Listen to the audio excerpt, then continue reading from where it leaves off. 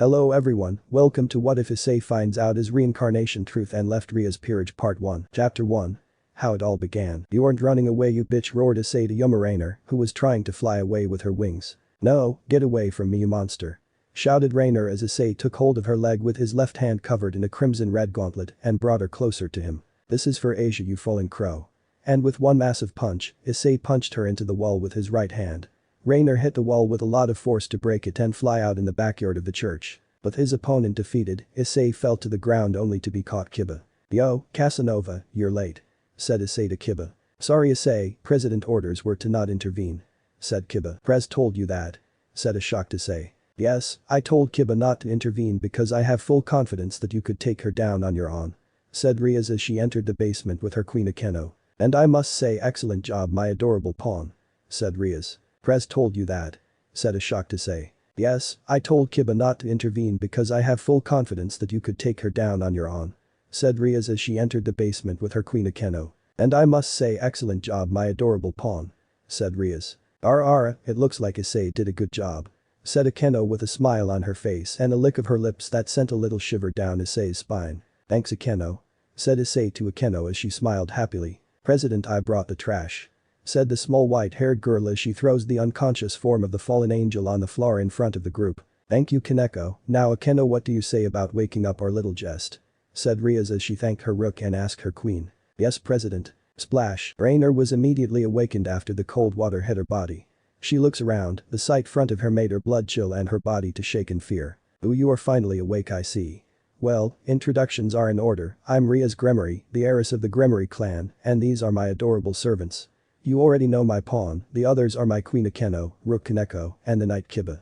"Not that was necessary because you're not going to live for long," said Rias to the shocked Rainer. "Gremory you think you won just because you're here with your servants there are other fallen angels here with me. They will soon come to hell. They won't come to help you because my queen and I finished them off before coming here. I think you can recognize these feathers. You fallen can't see the difference in them from who they are, can't you?"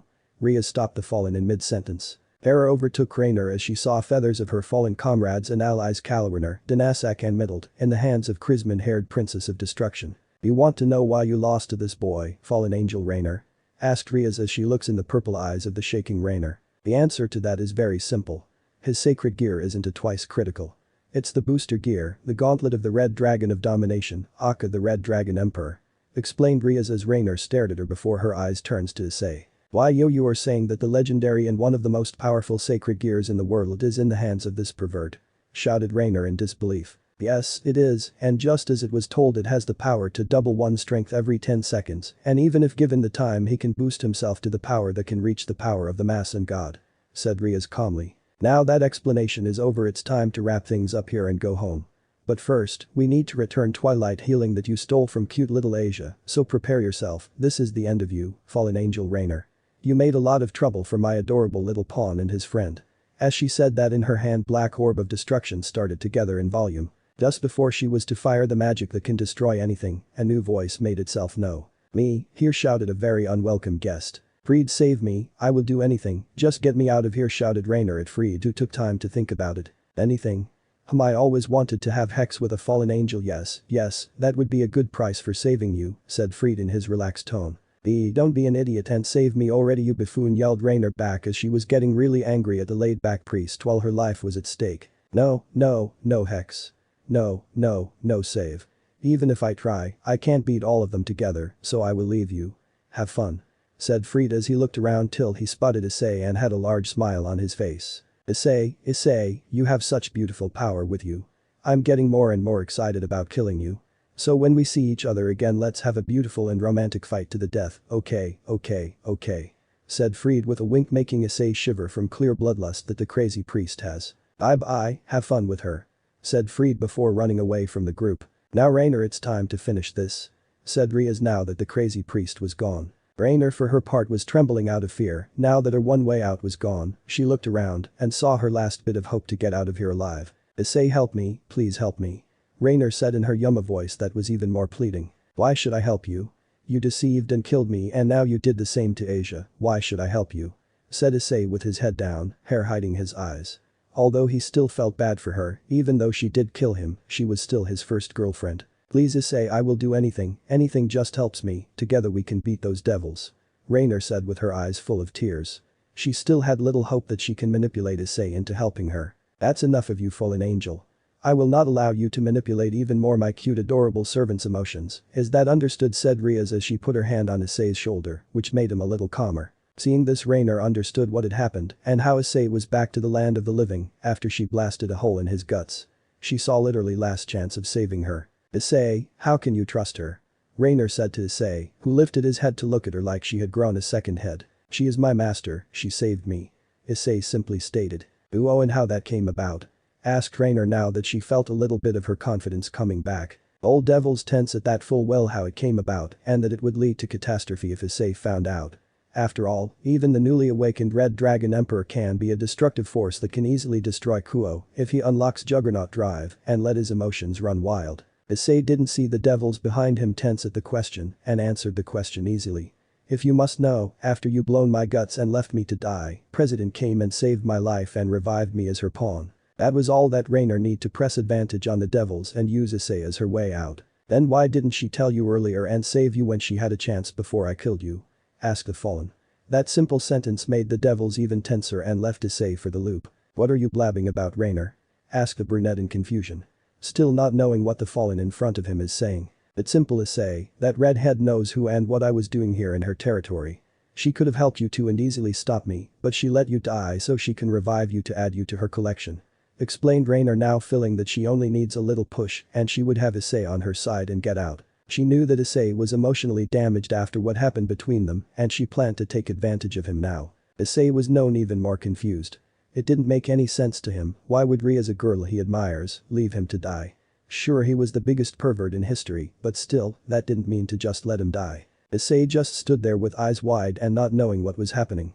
But when he turned to Rias and the others, his was even more surprised that Rias and other looked like they were caught red-handed. The eyes, is she lying? The brunette asked. What I'm telling is truth, Issei. I may have betrayed your trust and killed you, but I never lied to you, unlike some people here. Rainer said to him in the most sincerest voice she could muster. I really loved and had a lot of fun on our date, but orders are orders, I hope you know that, right? Issei was now betrayed and heartbroken even more. He really didn't want to believe what the foul fallen was saying, but a small part of him was telling him that what she was saying was true and that she was right. WWHY? He asked in completely stunned and hesitant voice. It's very simple, Issei, it's the very same reason I had to kill you. Because of the sacred gear you possess. Said Rainer with a grin as she pointed with her hand at red gauntlet that was on Issei's left arm. Is it what she says the truth? There was no response. Akeno, Kiba and Kaneko had their heads bowed down, having no answer and refusing to look into the brunette's eyes. That left Issei empty with his will broken, and now the anger and rage that was inside him started to release a lot of aura around unintentionally. He started to feel even more powerful with each second. He was getting angrier and it started to showing to others. He was going to get answers, why was he left to die and why he was again being manipulated. Rias finally got over her shock, wanting to end this quickly before it goes even worse. She felt that the seals that she put on Issei on his revival to keep his full power at bay were start to break and he was slowly getting to his full power. So she stepped in front of the broken form of Rainer with her demonic energy gathering in her hand. Fallen angel Rainer, you have done enough damage with your words and actions, you played with my adorable little pawn's emotions for the final time. Rias informed the fallen with a cold and dangerous voice. That was enough to break Issei out of his thoughts. As he turned around, he was met with the sight that was telling him that if he doesn't do something he wasn't going to get any answers. Rias begun Rainer the say when she felt that her doom was at hand. As the demonic energy in Ria's hand grows, Rainer tried one last time to make him do anything. Issei. In that moment Issei finally decided to stop this and he stood in front of the fallen with his hands spread out. Surprising everyone present. Ice, what are you doing? Move so I can end this filth. Said a surprised Rias. No one is going to die anymore tonight, Issei said as his head was down with his hair covering his eyes from everyone. Issei, please. Rias told him softly as she moved towards him and tried to put her hand on his shoulder. Don't touch me, yelled Issei as he was starting to shake in rage as his aura started to grow more powerful. Devils were in complete shock. They were in shock that their second-year friend and comrade had snapped. Even more at the girl that he was idolizing. Issei, please move aside so we can end this and we can talk later, okay? Rias told Issei in the smoothest and tenderest voice that she could muster. Shut up, roared Issei, lifting his head, showing the devils his now has green narrow eyes like a snake that were full of the fury and rage, with his aura increasing in volume that made all of them step back. Now before anything else happens, I'm going to get some answers, is that understood? He told them in the voice that was full of power and authority. But seeing that no one spoke or confirmed anything made him even angrier and even closer to lashing out at them. I said, is that understood? He roared as he unleashes even more aura, and the church began to shake with his voice and aura. Seeing this, all of them nodded in fear of what may happen if he was refused. To refuse an angry, pissed off dragon is like begging for death in a most gruesome way. Good, now then, what was the real reason you revived me, Rias? Asked Issei in cold and dangerous tone that promised pain and death if he wasn't given the real reason. I was banking on you, that you have a powerful sacred gear. Answered the red hat. And you would have left me for dead if I hadn't had it, he asked. Rias yelled Issei, seeing her trying to think of another way to answer him. And no. Issei's eyes hardened and narrowed, even more still green color radiate from his eyes, making them even more dangerous. With that done, Issei turned to Rainer, who was now even more scared for her life. She thought that she was stronger than Pawn, but that was in an instant shot down when she took a look in his eyes at her to try anything and promising her instant death. Rias. Issei told to the stunned red-haired heiress, as she was still frozen in shock and fear from the power he emitted. Why yes, Issei? Asked the heiress. You do have some evil pieces with you, right? He didn't even bother to turn around. Rias stiffened at his question. Yeah, I have, but you are going to reincarnate this little crow over here, is that clear? Issei ordered Rias. Said both Rias and Rainer at what Issei said. Rias, Issei threatened. Why yes, Rias quickly said in fear. Hey, don't I have a say in this? Rainer said in anger. That was enough to make Issei took her arm and yank her toward him. Her face a few centimeters from his. You can choose. Servered your choice, Rainer.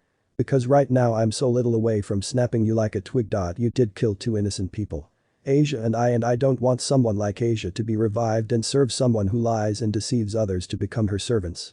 Told her Issei in cold voice as he pointed to Rias at the end of his sentence. Rias wanted to argue because her pride was hurt, but green radiant eyes prevented her from doing it. Rias, Rainer here now possesses Asia's sacred gear Twilight Healing, and she already has good control of it. Plus she will benefit both sides. Hey, I didn't agree to this, yelled the fallen angel, trying to get away from the angry Issei. You had your chance to choose. Right now nothing is stopping me from destroying you and ripping you to shreds for what you did to Asia. Choose now death or servitude. This is your last chance.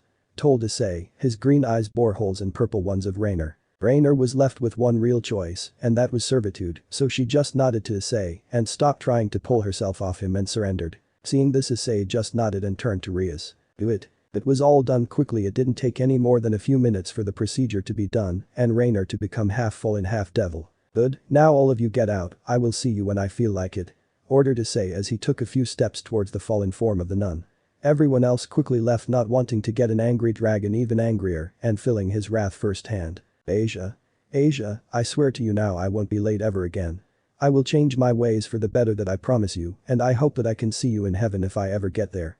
Issei swore to the body of Asia as if she was still there. Goodbye my true friend, and sorry for not being there for you. Said Issei as he now had tears in his eyes. After a few more seconds he stands up and left. He missed the glowing light that surrounded Asia's body. Chapter 2. Issei's return. Briggs speaking. When he left the rundown church, Issei began to think of how can he become stronger. His first big obstacle came directly from the fact that he was a pervert, and an extremely big one at that. That gave others chances to use him and manipulate him in every which way they wanted by just showing him tits, and he will do anything. So his first order of business came at trying to somehow someway manage to toe down on his lecherous tendency, and he acknowledged that he will need help in doing that. On his way home, Issei came across the same place where this whole madness started, at the newly built park, a place where he brought first girlfriend after a date, where he suppressed his pervert side to a minimum and was killed in cold blood and then revived into literally a slave. To a beautiful red-haired girl that till tonight he idolized so much, to the point that he thought she was perfect, only to find out that she was literally worse than him in a way. So I came again here, it's strange how fate has a funny way to laugh at you when you're at your lowest. Mused Issei as he took a look around him, feeling the cold evening wind. Oh well, better get home before my parents get there. Said Issei to himself as he departed for home. After a few minutes, Issei arrived home and seeing that his parents were asleep, he simply went to take a shower and eat something before going to bed. In his dreams, Issei found himself in an unfamiliar place, surrounded by an inferno, and from that inferno, 2 emerald eyes were watching him with interest. I see, Haidu, we meet again, spoke a deep ancient voice filled with power and might. Who are you? What are you doing here in my dream? Stuttered terrified Issei. You have already forgotten about me? I was the one that gave you the power to defeat that little crow you were fighting after all.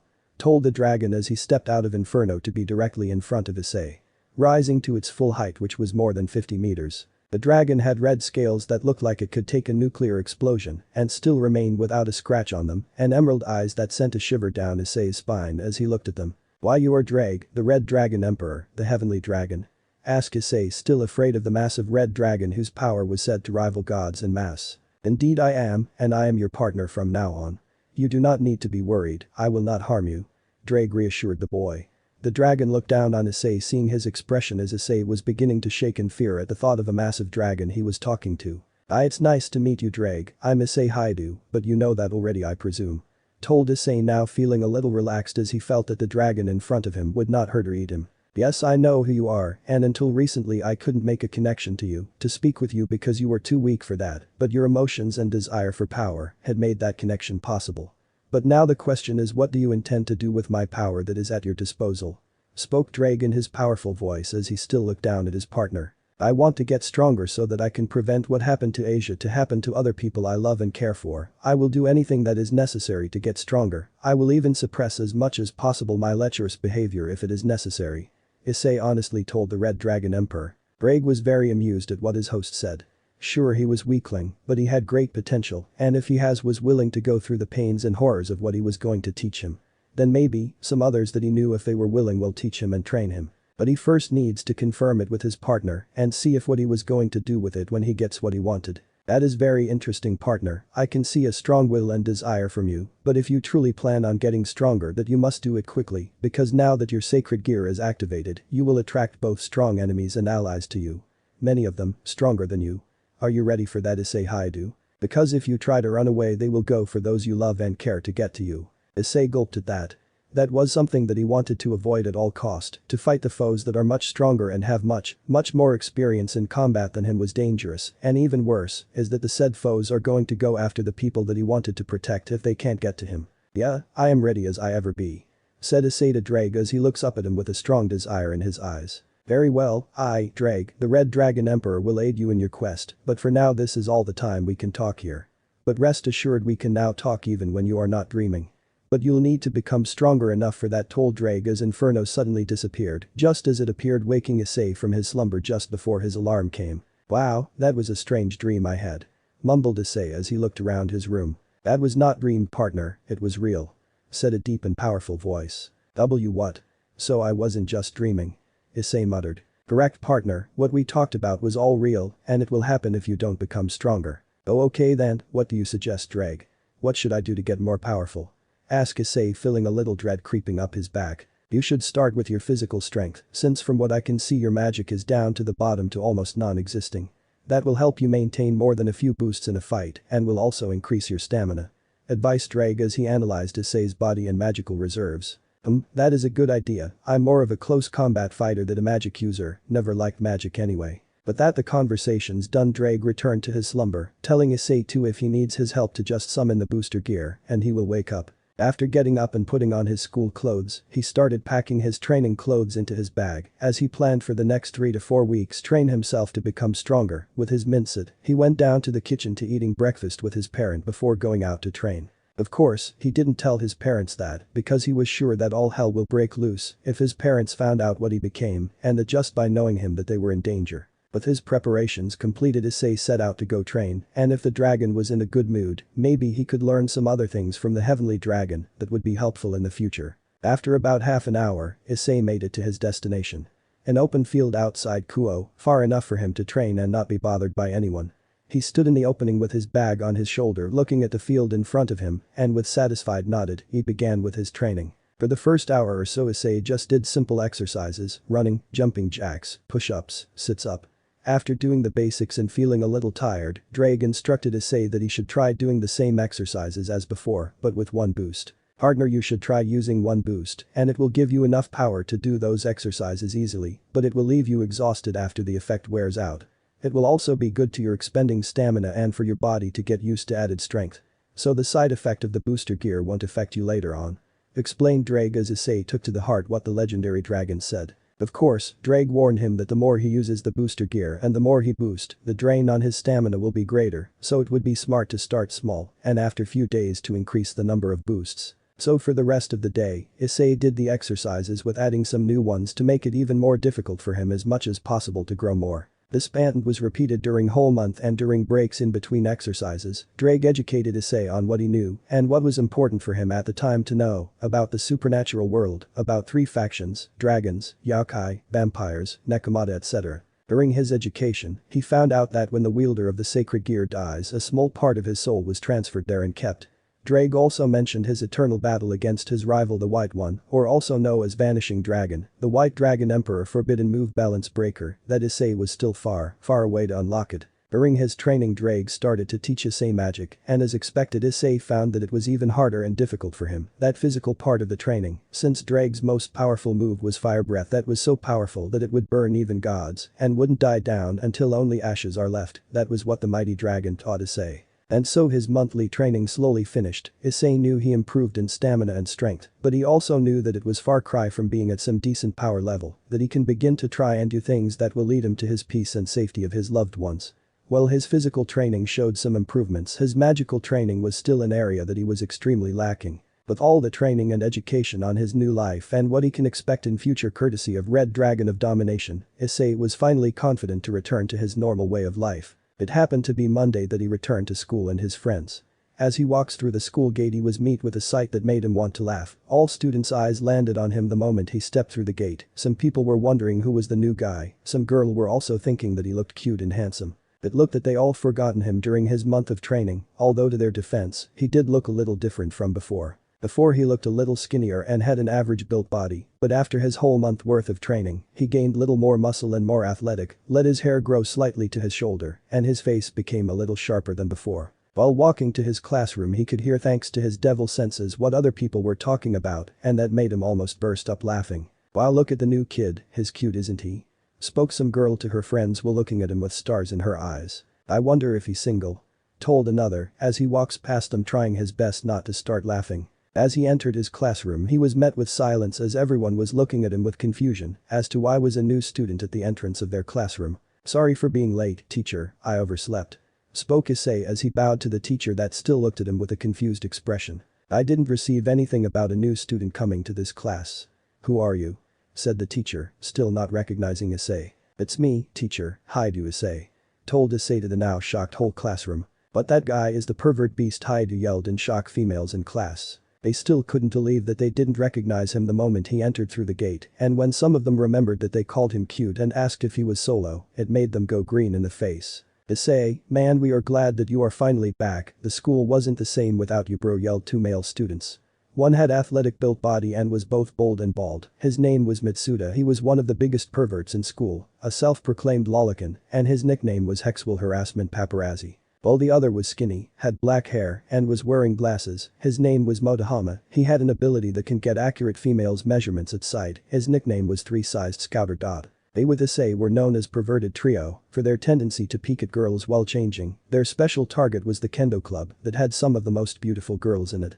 The said Kendo Club was also their main enemy, since every time they peek at them, it was almost for sure that they would end up getting the beat down. With the classroom in an uproar, the teacher began to calm down the students. After regaining some control over the situation he asks the million-dollar question. Where have you been, Haidu?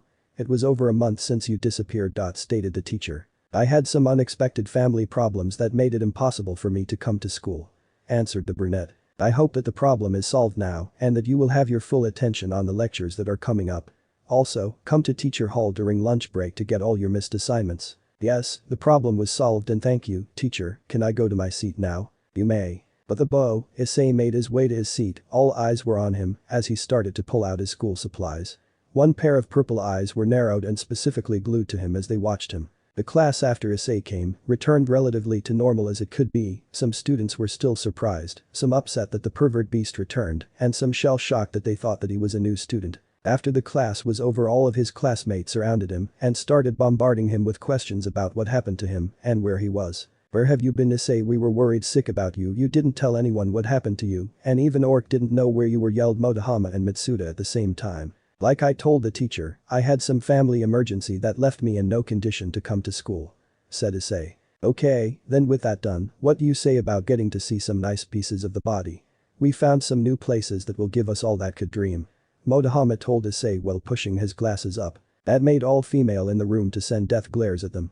They were shocked at Issei's answer as they never in a million years thought they will hear it. "Nah, I'm not in the mood today guys, maybe next time," said Issei as he put his head on the table. Well, that was a technical lie, it was also a good opportunity to toe down his less popular tendency. What? Issei, what are you saying? Are you feeling well? Stuttered Mitsuda. Yeah, I'm alright, I'm just not in the mood today to go with you guys. That made some girls that were listening the conversation to pull the two perverts away from Issei so that they could confront him. Well, that was the unexpected answer coming from the breast beast. What, we aren't good enough for you now, Nihaidu? Mocked a pink-haired girl as she stood in front of Issei. I thought that with me gone for a whole month and not peeking on you and not doing it today would at least make you happy a little bit more, Caddis. Muttered Issei, his voice tired of the constant sarcastic remarks of the pink-headed girl. We are very happy about that, Issei, but it's really strange hearing it from you of all people, you know that right? Spoke brunette girl that was a few centimeters taller than Caddis. Well, as much as it is strange hearing it from me, Murayama, even I have those days, that isn't to say that both of you are not good enough, heck both of you are very beautiful, if I may say so myself. Told Issei as he moved his head so it was resting on his cheek and looking directly at Murayama. Both girls blushed, their cheeks turning a little red at the comment he made about them. That left both Murayama and Caddis dumbfounded. They were very both happy at what Issei said. Happy that he wasn't going to peep on them at least for today, and maybe there was a slim chance that the pervert trio will be cut down to pervert duo. That would be a miracle that both Murayama and Caddis would gladly pray for. Issei suddenly got a headache. With all that said and done, the rest of the day went as one can expect. Issei was under a constant barrage of questions about his disappearance and return. He didn't even acknowledge his king and rest of Orc as he made sure to be as distant as possible. Well, look at who came back after a whole month. Spoke a familiar voice filled with sarcasm from behind him. Oh, Rainer didn't know that you are in my class.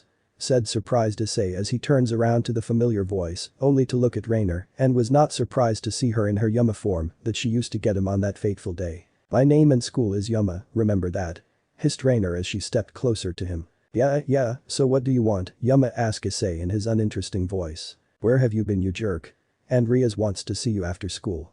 Nearly yelled furious Rainer at the boy who ruined her life. Where I was isn't important and you can tell Rias that I don't care what she wants. I will come to the clubroom when I feel like it. Issei told her in a serious voice while rising a little bit of his aura for her to get a point that Issei was serious. Rainer cringed a bit when she felt his aura come near her. She still remembered well that night at church when he was close to snapping and when he almost killed her. Fine, be it your way.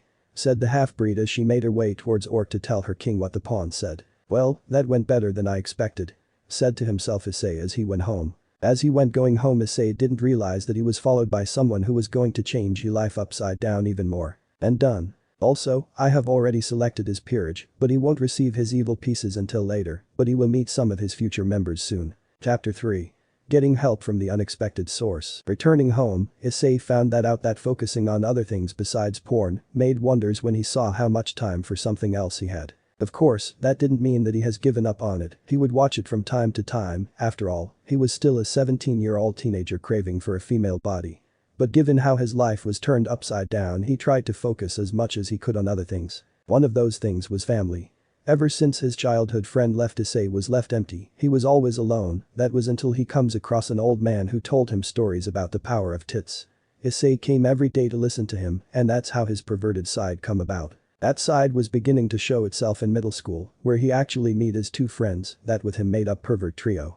Even during his first year in middle school, every girl he meets would almost immediately turn around and walk away or slap him seeing that he was undressing her with his eyes. He wanted to have a harem, but when the girls wouldn't even give him the time of a day to even say hello, let alone be with him, he did the next best thing, and that was peeping on them. Of course, that ends up usually at him and his pervert friends getting the shit beaten out of them, but that didn't stop him or his friends from doing the same thing over and over again. That was how his days would end up from the begging of the first year at middle school all the way to a few days ago. Finally, after the whole supernatural thing was revealed to him and what he could expect from that side, he understood the importance of living and that there are some other things besides porn. So after dinner, Issei went to his room to do his homework and talk to Heavenly Dragon that he was a partner now to see if there are some other ways to gather strength and power so that he could at least protect his family. So Drake, is there other ways to increase in strength than just plain exercise? Wondered Issei as he was keen on doing some other things, that basic training. Yes partner, but you have to remember that since you extremely lack in magic, you have to make it up in strength. Answered the great dragon. That sounds like I don't have many options then. No, you don't partner, but I think in a few months that you can awaken some of the others users of booster gear, if they are willing, will help you in your endeavors. Ensured Drake as he felt Issei's sadness at not doing much to improve in other areas. Really Drake, is what you say really the truth? That I can awake my predecessors if I get stronger? Asked Issei, now filled with hope that maybe some of past users will help him in his quest for power to protect. I don't have a slight benefit of a doubt that they will help you. Thank you Drake, you are a real friend. Answer honestly Issei. You are welcome partner, but I suggest that you finish your work and go to bed. I will train you from now on personally in your dreams. This should help you, in some techniques that I have that are because you are my host should come easily to you. And it will also increase your chances to achieve balance breaker. Instructed Drake, since he had a strange feeling that things are sure to hit the fan very soon and his host needed every bit of advice, training, and experience he could get. With that said and done, Drake cut the feed and Issei was left to his own devices. The first thought was how to at least subdue his tendencies. 2-3 people came to his mind, but he was sure that they would likely beat the tar out of him even before he asks their help. But that was something that he needed to do before he could write them down. I think I should just ask Murayama and Kata straight and see if they are even willing to help, plus it could be good if they could also train me in swordplay, it wouldn't hurt to know how to use a weapon. Issei pondered on that for the moment before deciding that he would ask and hope for the best before going to bed and going to sleep, where his dragon friend was waiting for him to begin the most terrified and painful training he will experience. Bucking dragon breath, bucking sadistic lizard bastard. That was what Issei repeated constantly over and over in his head as he went to school. At the beginning of his training, as Drake called it, Issei quickly realized that the heavenly dragon was insane and that what he called training was much closer to pure torture than the former. Issei was forced to dodge Drake's flames, sent flying, bruised, burned, and for the lack of the better term, left on just a centimeter away from death's door. Drake's constant reminder that this was just the beginning, and for that reason Issei could feel the shivers go down his spine, wishing that he didn't want to know what was in Drake's opinion, heavy training. As he made his way to school, Issei saw 2 people he was going to ask for help, and as luck would have it, the said people were also arriving at school. Thinking that after training with his sadistic dragon training instructor, nothing could get any worse, he made his decision to approach them. Murayama, Kadis, do you have a moment? I would like to ask you something. Called Issei as the duo stopped at the sound of his voice and turned to face him. What do you want, Haidu? Asked angrily Kadis. I was wondering if by any chance you guys are willing to help me with something. Answer Issei, feeling very afraid of Kadis as she narrowed her eyes at him. And what would that be, pervert? Well, how could I say this, but Issei started feeling terrified of her and a bit embarrassed that he would ask her for help. Spill it, what do you want? You want to see us naked, is that what you want? Spouted Kadis, feeling a lot angrier that one person that was always peeping on them, except yesterday, was here in front of her asking for something, and she has no doubt something perverted at that. Kadis, cool down a little bit, you are scaring him senseless. Said Murayama, seeing that Issei was getting paler at the sight of angry Kadis in front of him. Fine Mura, but if it's something perverted he is getting shinai so deep in his ass that the doctors would need to struggle to get it out. Answered Kadis as she was trying to calm down a little bit. Now Issei, what did you need to ask us? Asked Murayama at seeing Kadis calm down. Well, I wanted to ask you guys if you would be willing to help me with toning down my perverted side.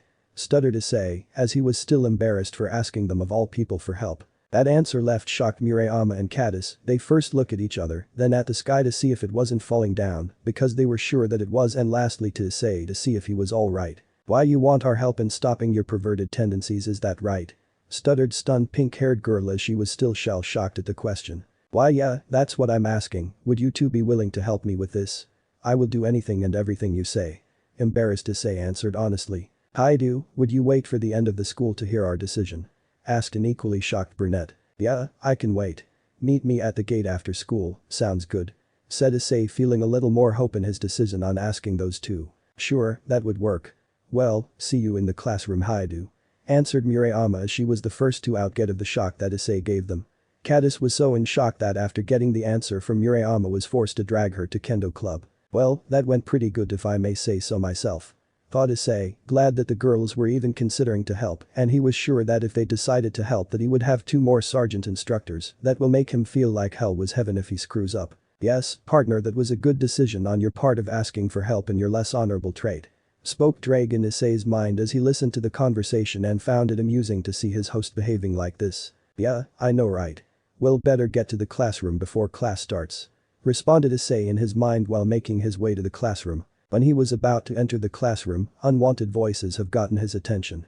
Issei, a very familiar voice to him, shouted. "Where have you been?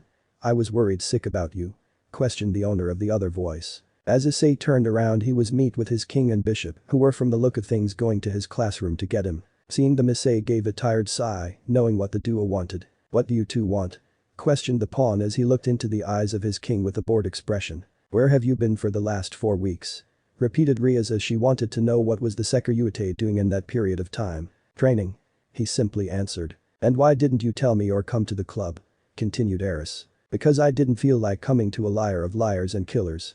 Again Issei simply answered as he entered his classroom, leaving a hurt Rias and an annoyed Rainer. "Rainer, when school finishes, follow him and see what he is up to and report it to me immediately," ordered Rias to her bishop. "And why do you think I will do those, princess?"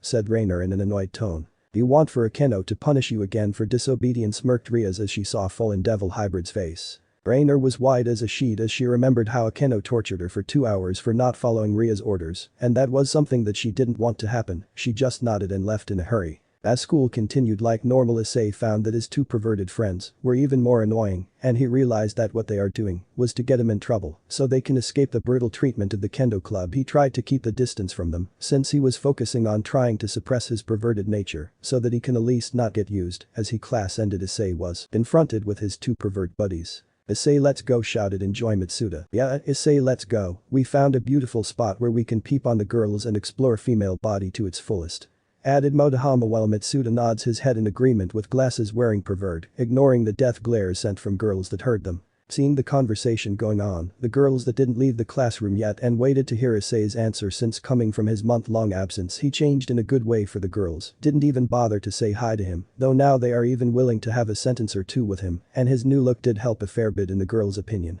3 girls, in particular, were expecting him to accept their offer, but his answer still proved them wrong. "As I said before, no, I will not go with you guys to peep on the girls, since for once I can talk to some girls without a problem, and it's nice for a change," stated Issei as he looked into the eyes of his slowly but surely ex-friends. Inside he wanted to go with them badly, but he knew that he need to grow up from his perverted state and mature. Still, that didn't mean that he couldn't get a side glance under the skirt or shirt of a beautiful girl. But he felt good that some girls, after seeing that he wasn't with the duo when they were caught and brutally beaten to shit a few times, started to open just a little bit to him and be more friendly. What are you talking about, Issei?"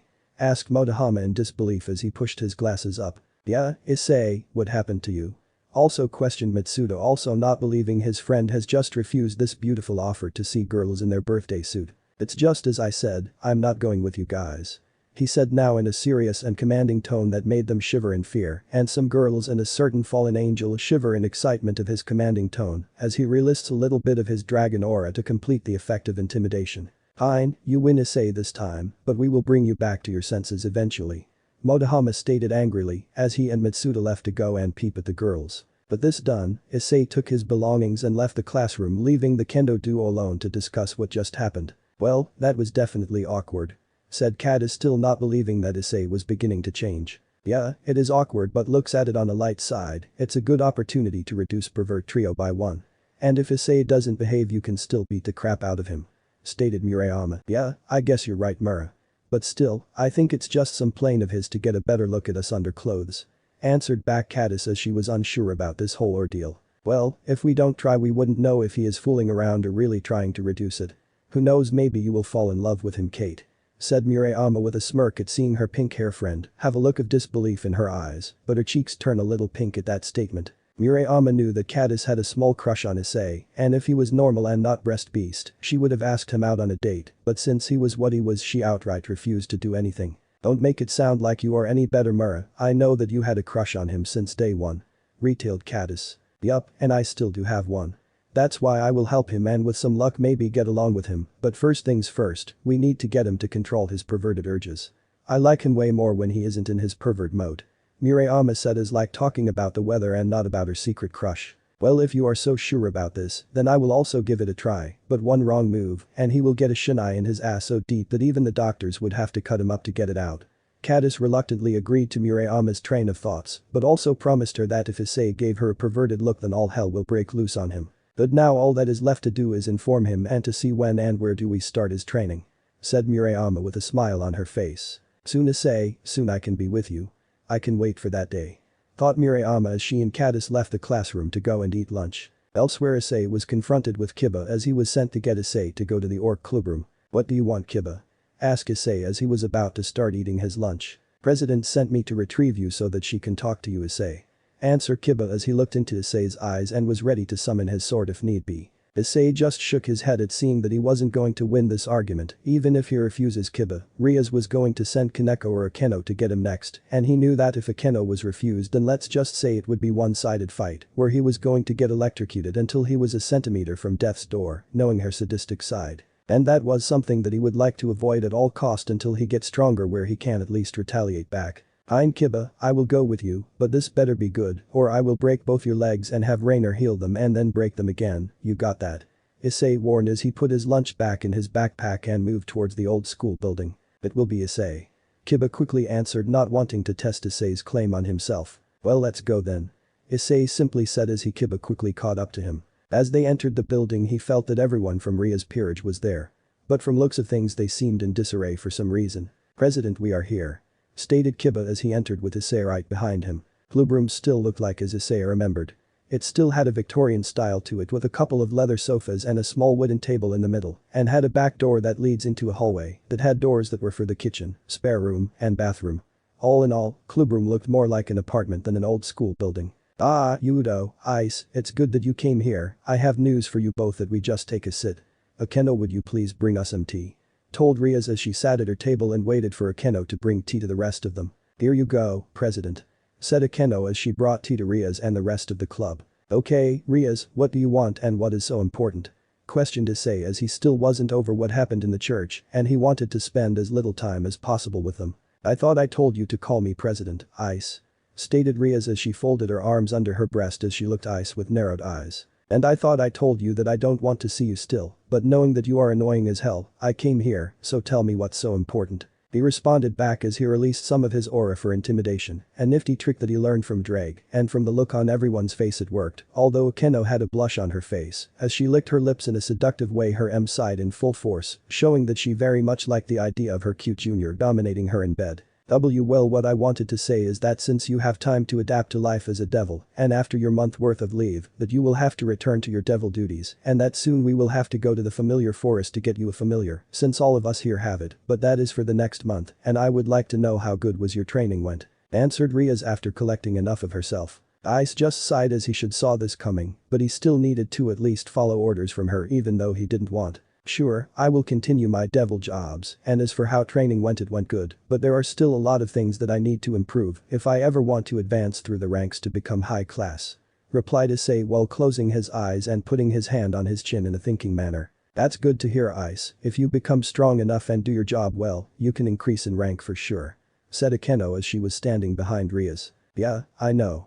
Well, if that's all there is to know, I will take my leave, there is still school, and I'm hungry, so goodbye for now," said Issei as he stood up and left. When Issei left and was out of hearing, Rainer, that was until now silent, said something that made them all interested in their pawn even more. "Well, it looks like Issei is looking for a way to decrease his perverted nature," said Rainer. "And how do you know the trainer?"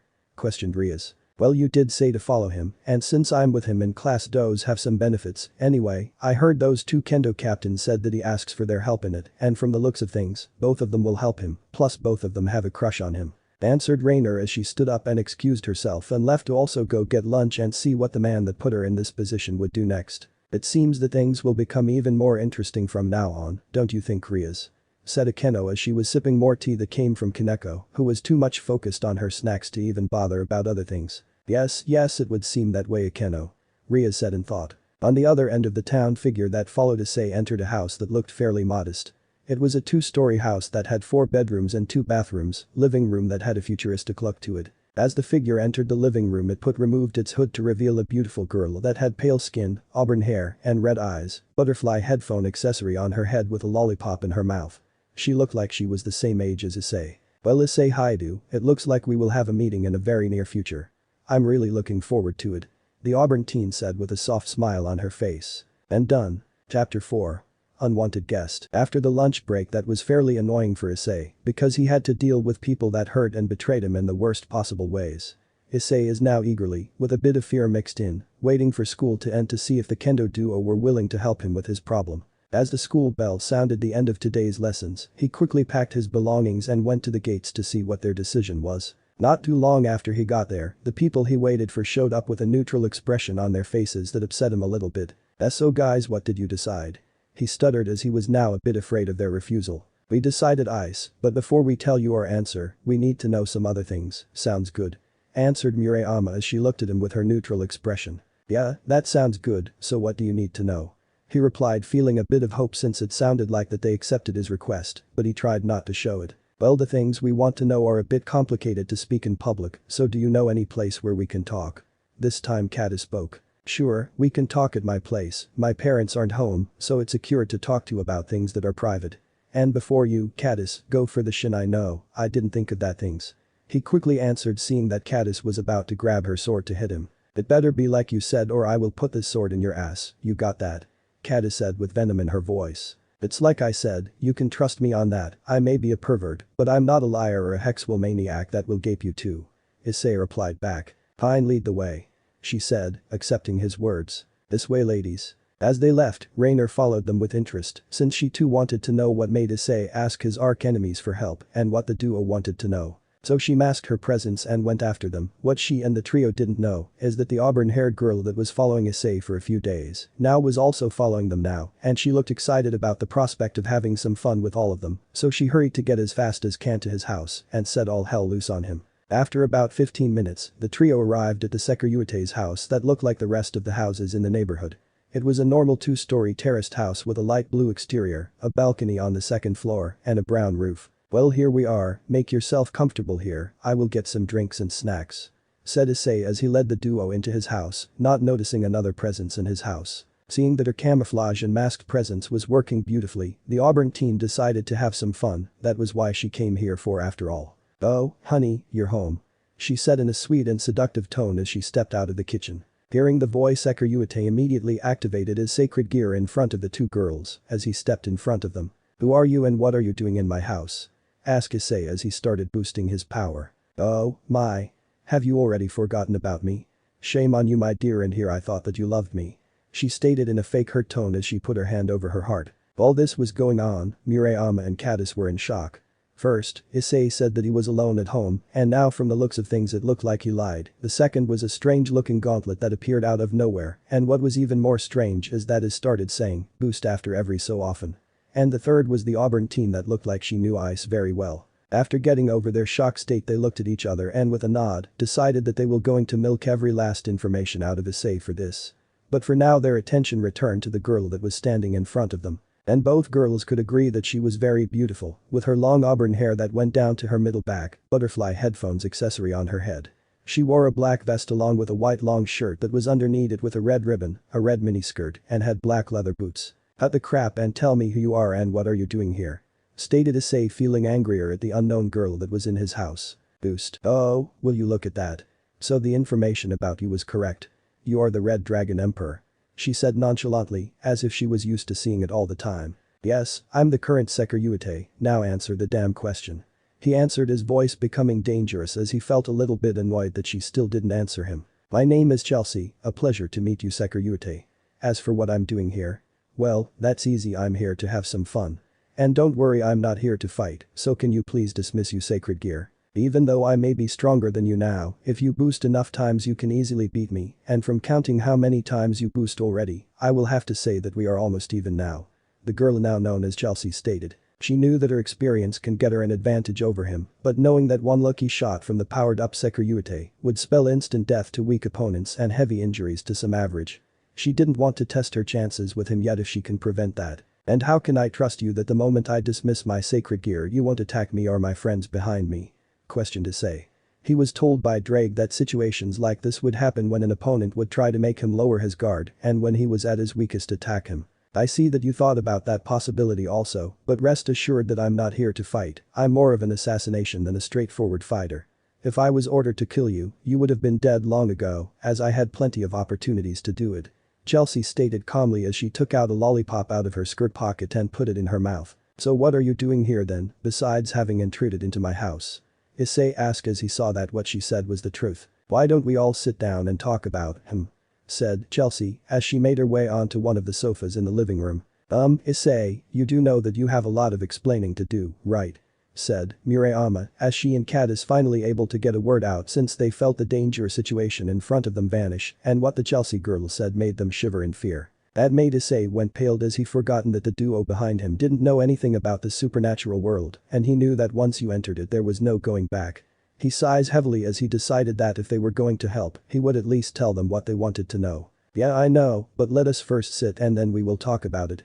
He answered back as he went to the kitchen to get some drinks and snacks. After a minute or so he came back with a tray of food and drinks.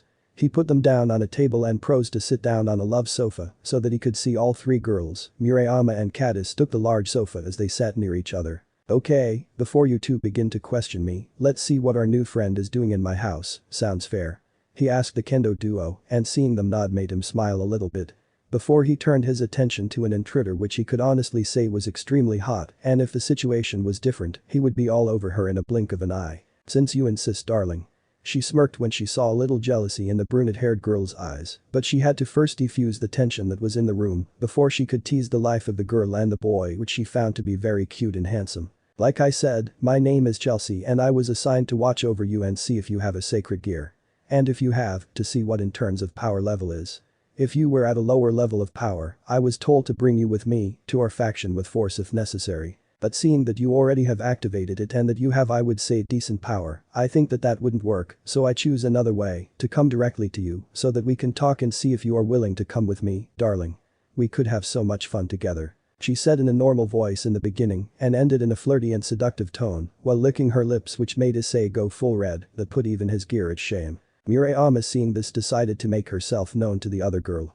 As she didn't like an idea of Issei leaving when she was so close to having him. What are you talking about? What faction? And what is a sacred gear? She questioned as she wanted answers and seeing Caddis nod her head in agreement with her. Well, I can answer the first two questions somewhat, but I will let my darling answer the last one. Was the reply she gotten from the Auburn teen. Don't call him darling. Sneered Murayama as she felt that she had little chances against the girl in front of her. She was very attractive and from the look in Issei's eyes, Murayama knew that she was losing the battle over him. Oh, jealous about my interaction with my dear little Issei. She questioned with a smirk at seeing the brunette becoming red with each passing second from embarrassment and anger. That's not what I meant. Murayama stuttered as she felt her cheeks blush even more than they were a moment ago. You sure about that? Chelsea sends another jab at her, she loved this, her mischief side was now in full force and he would enjoy this sweet torture for as long as she can. Unfortunately for her, Issei decided to enter the conversation and release Murayama from even more embarrassment. He knew that she had a small interest in him since every time he was caught Murayama would hold back a lot as to not hurt him too badly and would avoid sensitive parts. And if he was honest with himself, he did have a crush on her since day one at Kuo Academy. Okay Chelsea, I think you had your fun. Now answer the questions. He stated seriously as he was also curious about this faction she spoke about. Chelsea cutely pouted at her fun being cut short but decided that she would continue later on. What I'm talking about is that there are other factions in this world, not just humans, but you already know that my dear. Chelsea said as she looked towards Issei and then to the duo on a sofa.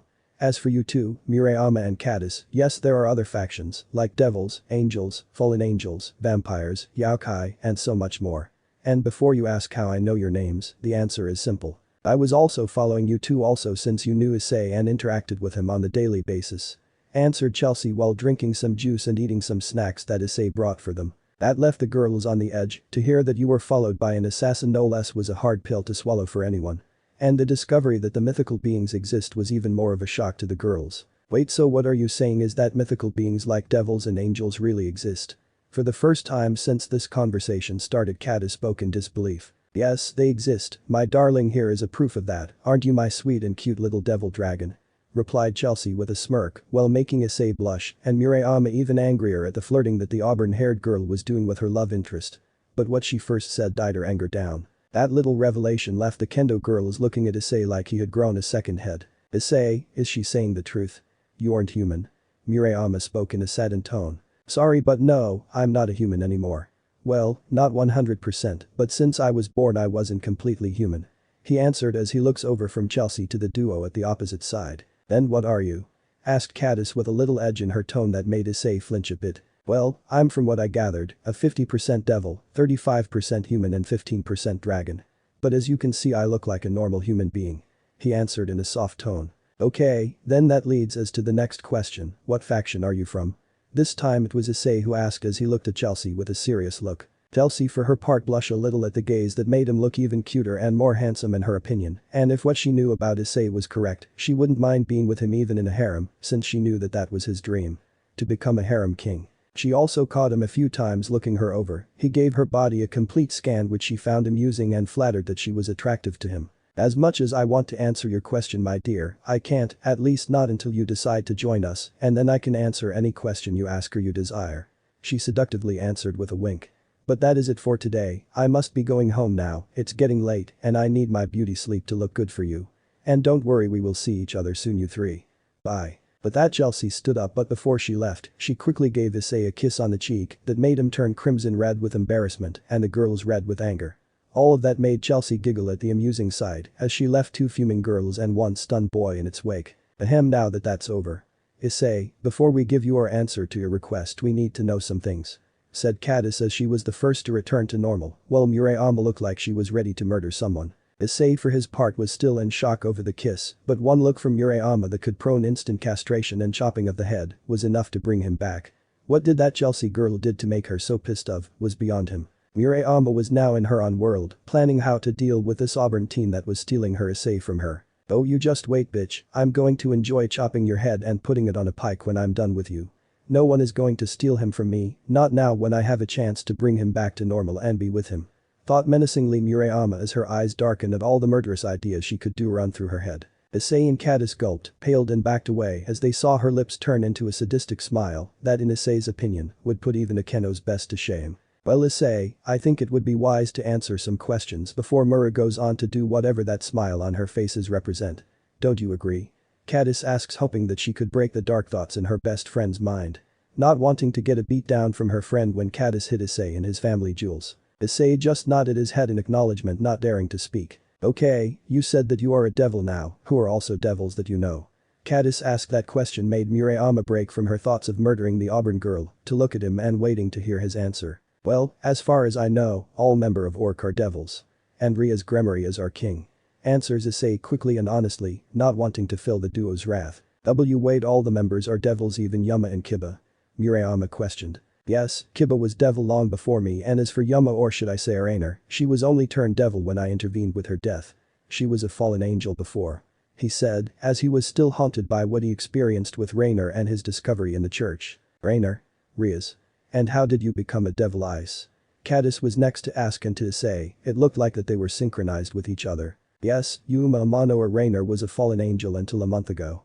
As to how I become a devil well let's just say that a spear of light, courtesy of Rainer and Rias intervening when she did, was all that took.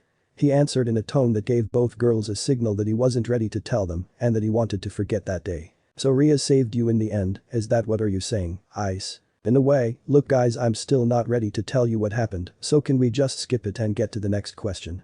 He said as he looked Cadis in the eyes. Yeah, we can do that, so what is a sacred gear? That Chelsea chick sure knew about it. She continued seeing that it was still a sore subject to him. Sacred gear are items made for the humans from God of the Bible. There are many sacred gears and they are connected directly to user's soul. Rainer has twilight healing and before you ask she stole it from a human. I was born with the gauntlet of Red Dragon Emperor which you saw, Kiba has one that makes swords and so on. Issei said as he thought about it who of the ones he knows have some, but none came to his mind. Satisfied with his answers, for now, both girls nodded and answered his unspoken question. Well, we come to an agreement that will help you with your problem, but know this now, if you do some things that we think are wrong, you can expect a shinai up your ass. We will start your training tomorrow after school at the Kendo Club. Do we have a deal? Said Cadis as she stood up and extended an arm to him. Seeing this Issei felt joy and immediately agreed to their demands full-heartedly as he shook her hand. Yes, we have a deal. Now though, I think you two should go home, it's getting late. I will escort you back, now that you know of this world that I'm a part, anything can happen, better safe than sorry. Issei stated as both he and the girls went out. As they were walking toward Cadis's home, they had a small talk about what they were going to do and how were they going to help him. To say that Issei would be going through a world of pain was an understatement. He thought that at the end of his training regiment with the duo, he would be able to take Drake's strongest attack head-on and feel nothing. He knew that he was exaggerating, but still, from what he was told it didn't sound so much far from it. After about 10 minutes they left Caddis at her front door and then went to Murayama's place, as Murayama talks about how he was going to train in kendo to improve his stamina, also to increase his reflex speed. He felt that this part of the training wasn't so bad, but then again, he was going to be proven to be wrong so many times that he still didn't believe it was all that good. As they stopped in front of her house, Murayama turned around to look at him before speaking. "Well, this is my stop, thank you for escorting us home, Ice. You are really a gentleman when you are not being a pervert. I like this side of you better than when you're a lecher. Thank you again and I will see you tomorrow." "Yeah, see you tomorrow and have a good night," said Ice, but before he could turn around and walk away he was suddenly grabbed by Murayama as she kissed him on the lips for a few seconds before running into the house with a smile on her face and leaving a stupefied Issei in front of her house. What just happened? He thought as he was shell-shocked that the girl that hated his guts just kissed him on the lips. To think that he was kissed by 2 girls in one day was unimaginable to him. "What just happened, partner, was your dragon part doing its magic. Like I told you, you unknowingly attracted those girls to you. That is what happens when they are exposed to your aura for a long period of time, they become attached to you." Greg answers his thoughts as he saw all that happened to his host this day, and to say that he was impressed at the speed that his host made 2 girls to show affection towards him so quickly was something that even he couldn't do. "Greg, do you think that that Chelsea girl is a threat?" Issei asked. He started walking home after a few minutes of being in a shell-shocked condition after what happened. "To be honest, I don't know yet, I didn't see her abilities, but what is for sure is that she has a powerful sacred gear that in right hands could spell death to anyone. Best to be on your guard, partner, you never know what can happen next," spoke the red dragon as he felt the presence earlier but didn't want to alert his host as he didn't feel any malicious intentions towards him from the girl. "Yeah, I guess you're right. Now though that leaves us to what we should with Rias and her gang. You don't need to worry about them, partner, as you are now, you can probably take the midget rook, the blonde knight and the crow easily, but her queen is on another level compared to you. You still need to improve your stamina and durability," said Drake. "You really think that I improved that much, Drake?" "Yes, and if you continue to improve. At this rate you will be able to match your king in no time." "Thanks, pal, that coming from you means a lot." "Anytime, partner, now I'm going to sleep, so when you need me you know how to call me." With that said, Drake cut the connection as he went to his slumber, leaving Issei alone as he entered his home and went to bed. Just as he was about sleep, a red magic circle appeared in his room and from it came Rias as she looked depressed. Rias, what are you doing here at this time of night?" asked Issei as he was confused as to why she was here. "Sorry, Issei, but I have no choice," she spoke as she quickly climbed on top of him and started undressing. What are you talking about? And why are you undressing yourself?" he questioned as he felt uncomfortable. "You are the only one that will do this for me, Ice. Kiba won't do it since his knight's pride won't let him and I can't think of anyone else. Now stay down, I will do the rest," she answered as she unhooked her bra and threw it away. Issei, hearing this, started to get angry. Sure, he was glad and was looking forward to having sex with her, but the way it sounded and what she was doing was that set him off. She was using him again for her selfish things. And he hated being used. "And why do you think I will do it with you?" he asked as he started to pick himself up and pushing Rias away from him. "What? Am I not good enough for you?" she questioned, with her eyes slightly narrowing. "That's not what I mean." He didn't finish his sentence as he saw another magic circle that he didn't recognize. As the circle shined brighter, a figure appeared out of it. When the light died down, Issei was left like he just saw a figure revealed itself to be a beautiful woman in her 20s. Her hair, which flows all the way down to her back, featured a long braid on each side with small blue bows at the ends, while the rest is let down, ending in twin braids. She was wearing a maid outfit that made her look, in his opinion, even sexier. Seeing her, Rias just sighed as she knew that it was too late for her plan to work. "So what brings you here, Grafia? Was it father, brother, or is this of your own accord?" the red-haired princess asked as she lifted herself from her pawn. "On all 3 accounts, my lady," the woman known as Grafia answered in a regal tone that very impressed Issei. "Why do lower yourself to this worthless specimen, my lady? You should know better than to expose yourself to the lower classes, you are the heiress of the Gremory after all," said Grafia as she looked at the position the 2 teens were. Issei didn't know if he felt insulted or to be thankful to the maid for stopping Rias. So he settled for both. "You know I'm not some peasant, lady," he told her sharply.